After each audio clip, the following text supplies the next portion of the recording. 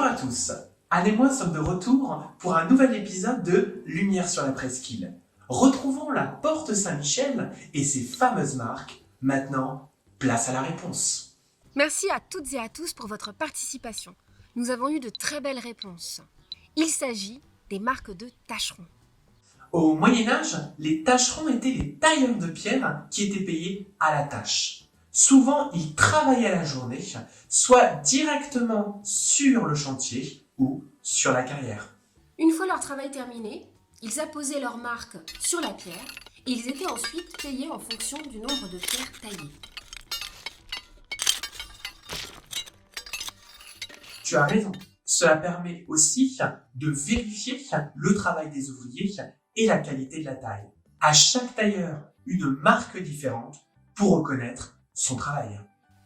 Regarde là, on dirait un pic. Et celui-ci, ça ressemble à des lunettes. Oui, c'est vrai. Il y a plein de marques différentes. On a des formes géométriques, des croix, des outils. Et parfois, on ne connaît même pas la signification. Alors en fait, ces marques n'étaient pas propres à Guérande. On les retrouve aussi sur les pyramides d'Égypte. Moi aussi, Anne, comme un vrai tailleur de pierre, je vais essayer de marquer mon travail. J'ai la matière, j'ai l'outil, je vais essayer.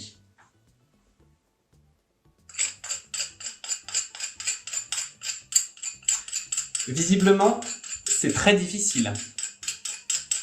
Mais tu n'utilises pas les bons outils, Sébastien.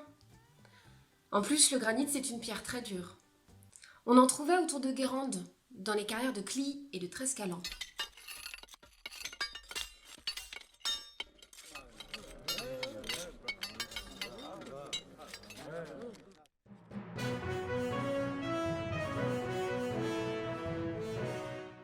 Flash info spécial depuis la presqu'île guérandaise. Pendant longtemps, on pensait que le granit était issu de ces carrières.